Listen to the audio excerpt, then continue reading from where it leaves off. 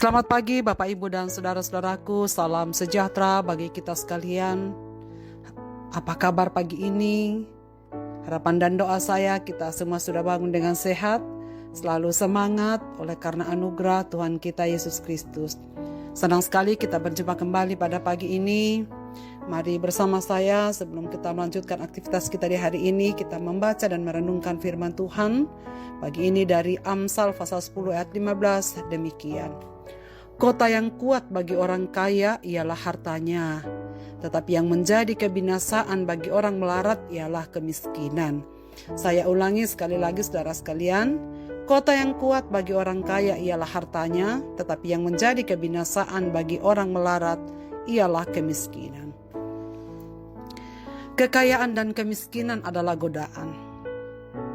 Saudara-saudaraku, siapa yang tak ingin kaya? Tentu tidak ada, bukan? Siapa yang mau menjadi miskin? Juga tidak ada. Semua orang menginginkan kekayaan dan semua orang tak menginginkan kemiskinan. Saudara, karena ingin kaya, segelintir orang akan berjuang, berupaya semaksimal mungkin agar bisa menjadi kaya dan memiliki harta benda sebagaimana yang diingini. Dengan harapan kekayaannya dapat melakukan apa yang dia ingini dan menjadi kesenangannya.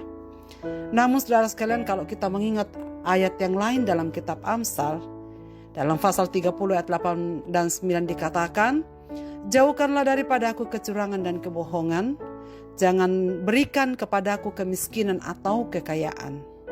Biarkanlah aku menikmati makanan yang menjadi bagianku, supaya kalau aku kenyang, aku tidak menyangkalmu, dan berkata siapakah Tuhan itu?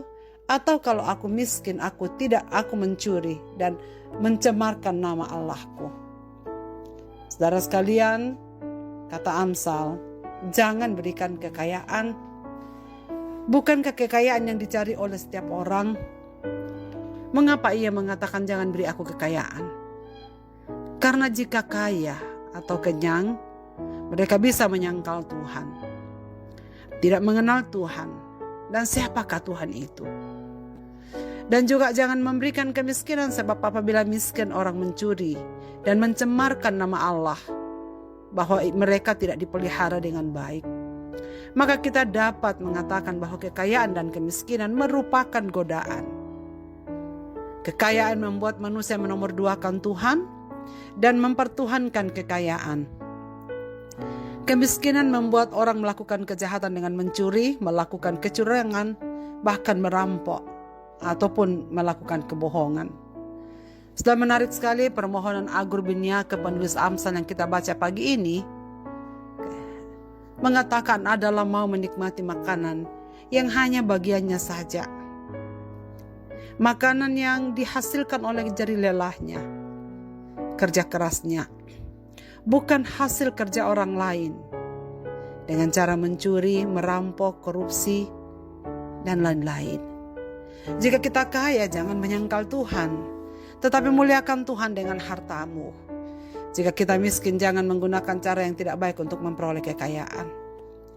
Saudara sekalian, teks yang kita baca pagi ini, ternyata kekayaan juga dapat menjadi kubu pertahanan seseorang. Ada yang mengira bahwa mereka bisa berlindung di balik kekayaannya. Mereka berbahagia karena mereka kaya. Mereka bisa berlindung pada harta bendanya yang ia punyai. Namun saudara sekalian, inilah kelemahannya. Sebab kota yang kuat bagi orang kaya menurut sangkanya adalah hartanya. Padahal kekayaan adalah titipan Tuhan semata-mata.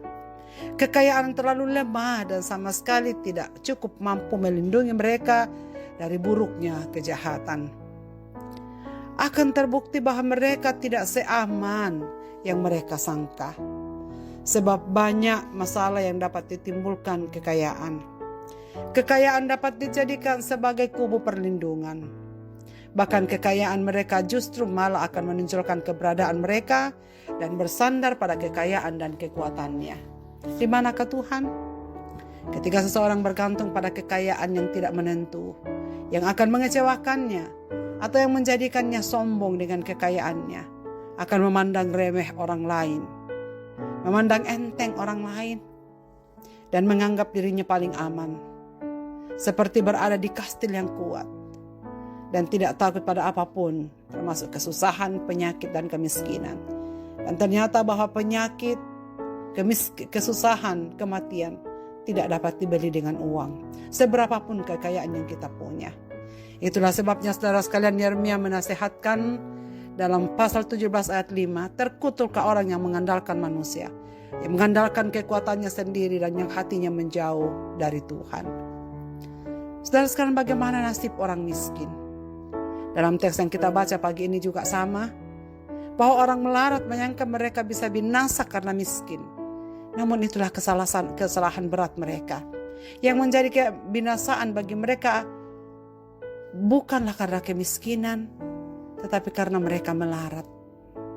Kemiskinan menenggelamkan semangat mereka dan menghancurkan penghiburan mereka. Padahal bisa saja seseorang hidup dengan sangat nyaman meskipun hanya memiliki sedikit saja, yaitu apabila dia merasa cukup dengan yang sedikit itu dan terus menjaga akal sehatnya serta hidup dalam iman. Kemiskinan bisa membuat seseorang memang bertindak nekat untuk menghalalkan segala macam cara agar mendapatkan harta benda atau apa yang diingini. Jadi, saudara-saudaraku, bagaimanakah sikap kita terhadap kekayaan? Jangan melupakan Tuhan. Tuhan satu-satunya kubu perlindungan dan pertahanan. Tetaplah rendah hati, memakai segala sesuatu yang Tuhan percayakan kepada kita untuk kemuliaan-Nya. Saudara sekalian, jika miskin jangan berbuat dosa dengan mencari kekayaan dengan orang-orang yang berdosa.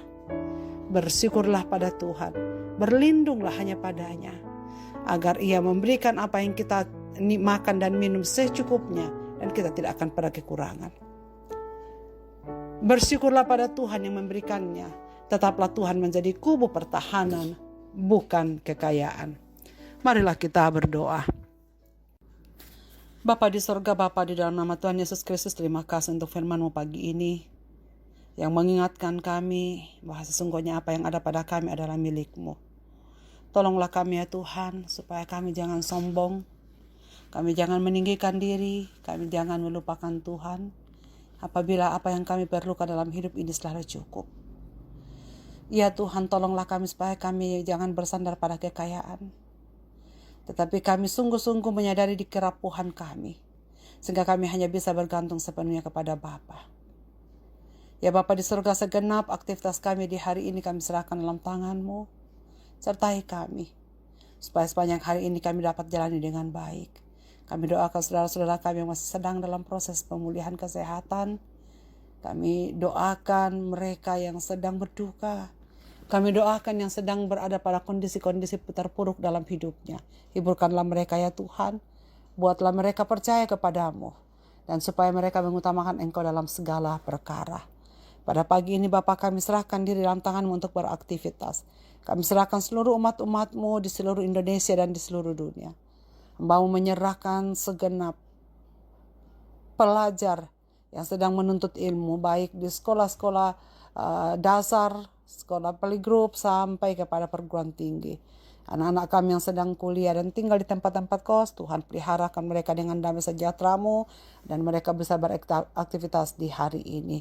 Bapa di surga, ke dalam tangan kasih-Mu kami serahkan hidup kami, sertailah kami supaya kami tetap menjadi kaya di dalam Engkau yang menjadi jaminan hidup kami. Sebab tiada pun yang dapat menandingi Engkau ya Tuhan. Terima kasih, dalam Kristus Tuhan kami berdoa. Amin. Selamat beraktivitas Bapak Ibu dan saudara-saudaraku. Tuhan Yesus memberkati kita sekalian.